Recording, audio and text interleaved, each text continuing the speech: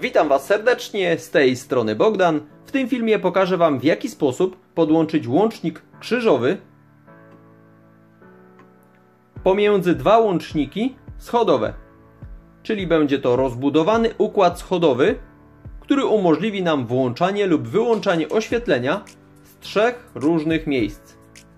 Bez łącznika krzyżowego moglibyśmy tylko i wyłącznie podłączyć ze sobą dwa łączniki schodowe, czyli moglibyśmy uruchamiać oświetlenie tylko i wyłącznie z dwóch miejsc, a dzięki łącznikowi krzyżowemu możemy zbudować układ, w którym będziemy mogli włączać oświetlenie z trzech i więcej miejsc. Łączników krzyżowych możemy łączyć obok siebie ile chcemy, czyli dla przykładu mielibyśmy budynek 10-piętrowy. To na początku układu musi być łącznik schodowy i na końcu też, więc na parterze oraz na 10. piętrze będą łączniki schodowe. A na pierwszym piętrze do 9. piętra będziemy mieli zastosowane łączniki krzyżowe. Myślę, że wszystko jest jasne. Wystarczy je obok siebie po prostu tak jakby tutaj poukładać i widzielibyście, o co chodzi. Ale skupmy się teraz na takim podstawowym układzie z jednym łącznikiem krzyżowym. Sporo osób mniej więcej wie, o co tu chodzi, ale nie do końca rozumie, więc postaram się to bardzo prosto wytłumaczyć. Najpierw przewód ochronny. Przewód ochronny od naszej rozdzielnicy elektrycznej biegnie do pierwszej puszki instalacyjnej przy łączniku numer 1, w tym wypadku będzie to łącznik schodowy oczywiście. Biegnie sobie tutaj i za pomocą złączki instalacyjnej elektrycznej, np. WAGO, biegnie dalej do następnej puszki instalacyjnej, do następnej i następnie do odbiornika elektrycznego. Jeżeli oświetlenie nie wymaga podłączenia takiego przewodu, bo na przykład obudowa jest plastikowa, to w takim wypadku tak czy siak musimy doprowadzić przewód ochronny do końca, do odbiornika. Niezależnie gdzie byśmy ten odbiornik oczywiście instalowali, ale to już jest kwestia różnych wariantów podłączenia układu schodowego. Tutaj przykładowo odbiornik jest na końcu. Następnie przewód neutralny dokładnie w ten sam sposób prowadzimy do pierwszej puszki instalacyjnej, złączka, do drugiej złączka, do trzeciej złączka i do odbiornika elektrycznego. A teraz skupimy się na tym, co bardzo istotne, czyli na przewodzie fazowym. Przewód fazowy, tak jak tutaj widzicie, dochodzi nam do złącza, które najczęściej jest koloru czerwonego. W tym wypadku, jak tutaj spojrzycie akurat na ten łącznik schodowy, tutaj na czerwono nie jest oznaczone, ale gdy spojrzymy sobie na schemat, to widzimy tutaj jedynkę. Jedynka to miejsce, gdzie mamy tutaj styk ruchomy, czyli albo w tą stronę, albo się przesuwa w tą stronę. Zależnie, zobaczcie, od stanu naszego klawisza. Czyli albo będzie łączyć tu, albo będzie łączyć tu. Czyli faza pójdzie albo tutaj na wyjście trzecie, albo na wyjście czwarte. Zależnie od klawisza. Czyli jeżeli tędy wprowadzamy fazę, to albo tędy wyjdzie, albo tędy. Czyli tutaj będziemy musieli podłączyć dwa przewody korespondencyjne albo komunikacyjne. Zobaczcie, jak to wygląda. Wchodzi sobie faza.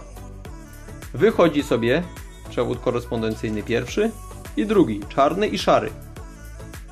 I zależnie od stanu tego klawisza, faza będzie szła tu albo tu. Zawsze w którymś z tych dwóch przewodów jest napięcie. Idziemy dalej. Następnie wchodzi sobie tutaj pierwsza faza, L1, a tutaj L2, druga faza. Tutaj mamy schemat łącznika krzyżowego.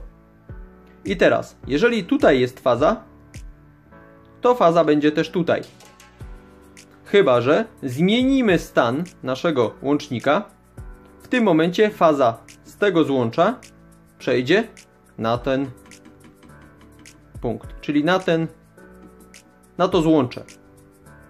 Zatem pójdzie wtedy tędy faza i trafi tu. Ale znowuż klawisz, przycisk tego łącznika może nam umożliwić, że ta faza dojdzie do tego miejsca, czyli do tego styku, takiego samego jak tutaj, gdzie wchodziła faza, a tu wychodzi, albo i nie. Wszystko zależy od przycisku, od tego klawisza. Czy styk ruchomy połączy się akurat z tym stykiem nieruchomym, czy akurat z tym. Zatem dlatego to jest tak fajnie zbudowane, że wygląda może trochę na skomplikowane, ale chodzi o to, że w każdym z tych łączników mamy stan połączenia albo niepołączenia. Oczywiście mamy dwa układy, jak widzicie. A na krzyż to chodzi o to, że albo łączy tak, albo na krzyż, albo nie na krzyż. Jeżeli na przykład faza pójdzie tym przewodem, to znowu ta sama sytuacja. Albo łączy tu, albo łączy tu. I to jest takie właśnie na krzyż, dlatego nazwali go sobie łącznikiem krzyżowym.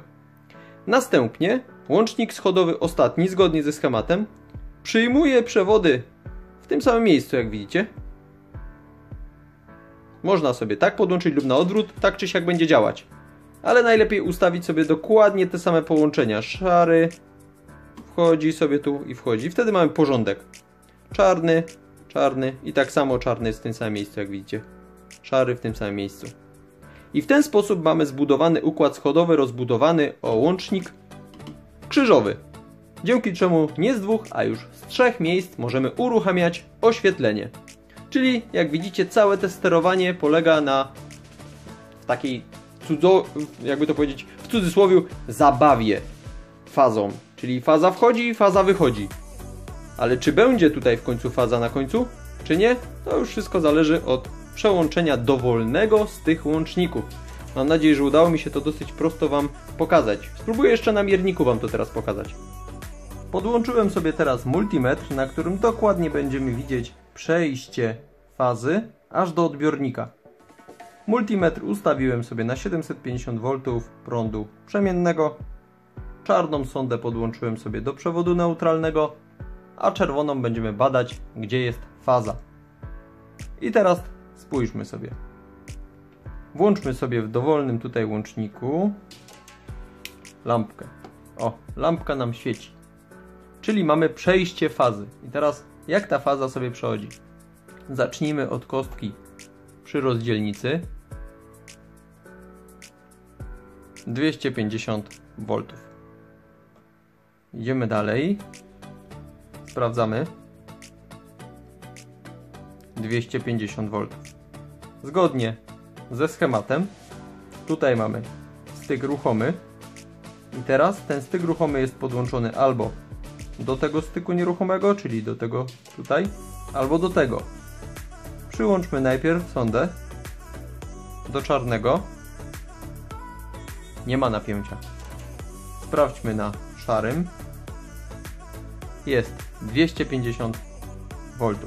Zatem ten stan przycisku, jak jest obecnie, przekazuje prąd tutaj, na ten styk. Więc idzie sobie szarym. Idzie. Dochodzi tutaj, dotąd. Czyli L2. Czyli to jakby drugi przewód korespondencyjny. Patrzymy sobie na schemat. Gdzie teraz to napięcie, sprawdźmy sobie, wędruje. Tu jest. I teraz będzie albo tu, albo tu. Sprawdzimy sobie najpierw czarny.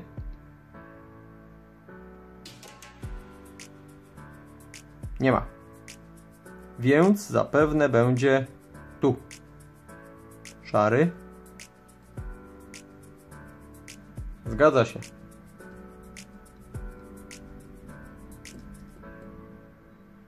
Proszę bardzo. Więc przechodzi tu.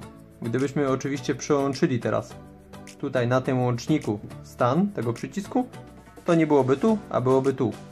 Czyli dalej by tutaj dochodziło napięcie, ale już nie byłoby tutaj, tylko wychodziłoby na tym styku. Ale teraz wychodzi tutaj. Więc dalej ciągnie się tutaj szarym przewodem, akurat tak jest podłączony. Więc tutaj musi być napięcie, no nie ma siły. Jest. I teraz oczywiście, jako że odbiornik jest podłączony tutaj brązowym przewodem i świeci, czyli działa, w związku z czym na pewno połączenie jest pomiędzy tym stykiem a tym. Zgodnie tutaj ze schematem. Ale wystarczy, że teraz nacisnę tutaj przycisk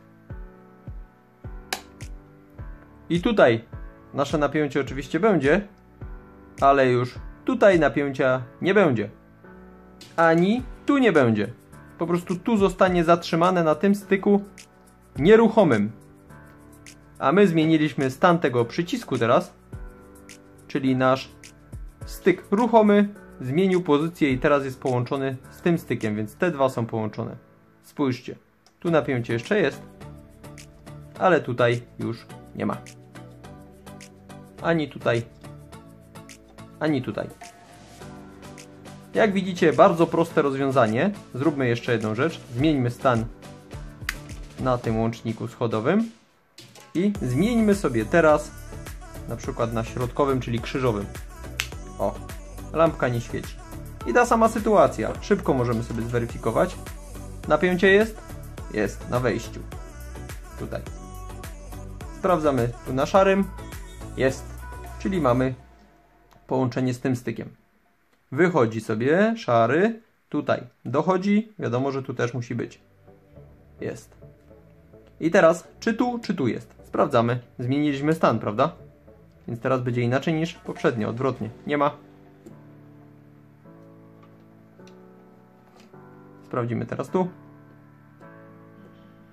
Proszę bardzo. Jest napięcie 245 V. Teraz tu. Więc wystarczyło, że klawisz, czy też przycisk zmienił pozycję i tutaj element styków po prostu przesunął się z tego styku na ten styk. No i sprawa jest załatwiona. Idzie sobie tutaj napięcie, tutaj. Sprawdźmy jeszcze. Proszę bardzo. Ale nie działa nam lampka, w związku z czym nie ma połączenia tego styku z tym. Zobaczcie, nie ma tu napięcia. Po prostu ten styk, tutaj na schemacie nieruchomy, jest do niczego nie podłączony. Przycisk może mieć jedną lub drugą pozycję, zatem na 100% tutaj ten styk ruchomy, wyjścia albo wejścia, jest podłączony, tak jak akurat tu na schemacie, z tym stykiem nieruchomym. Więc ten po prostu nie może przekazać nam tutaj zasilania. Ale wystarczy, że zmienimy tutaj i proszę, świeci. Albo nawet jak nie tu, to w dowolnym innym łączniku. Zobaczcie. Takie niby skomplikowane, a takie proste. Czyli prąd może być przewodzony przez jeden z tych przewodów, albo jeden z tych, czyli szarym tu, albo czarnym. I tu to samo. Czarnym albo szarym. Zawsze może być różnie. Raz może być tutaj szarym i tu czarnym, raz tu może czarnym czarnym, raz szarym szarym, raz czarnym szarym. Ale zawsze którymś z tych dwóch i którymś z tych dwóch jest prąd przekazywany. Nie ma możliwości, żeby była sytuacja, że na przykład tylko tu jest, a tu na żadnym z nich nie ma. Dlatego jest łącznik krzyżowy wymagany. Mam nadzieję, że dosyć wyraźnie zaprezentowałem Wam, o co chodzi i już wiecie, o co chodzi z łącznikiem krzyżowym, czyli że łącznik krzyżowy zawsze montujemy pomiędzy schodowymi. Na początku i na końcu układu schodowego z łącznikami krzyżowymi zawsze są łączniki schodowe, a krzyżowe zawsze w środku. Może być jeden lub dowolna ilość, ale na początku i na końcu zawsze łącznik schodowy. I teraz jeszcze taka drobna uwaga. Starajcie się zawsze doprowadzić przewód neutralny i ochronny do puszki instalacyjnej każdego łącznika.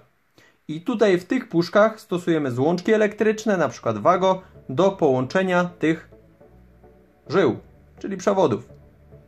Z mojej strony to tyle. Mam nadzieję, że wszystko jest jasne. Jeżeli będziecie mieli jakiekolwiek pytania, to oczywiście zachęcam Was do komentowania. O, tak to przykładowo wygląda. Na sam koniec chciałbym Was prosić o skomentowanie tego materiału, czy tłumaczę w sposób bardzo wyraźny i zrozumiały. Jeżeli Wam się oczywiście podobał poradnik, łapka w górę, jeżeli nie, to w dół. Komentujcie. No i oczywiście, jeżeli macie ochotę, subskrybujcie kanał. Niebawem kolejne poradniki. Postaram się nagrać osobny, gdzie będziemy mieli 2 łączniki krzyżowe i 2 schodowe na końcu. Cześć!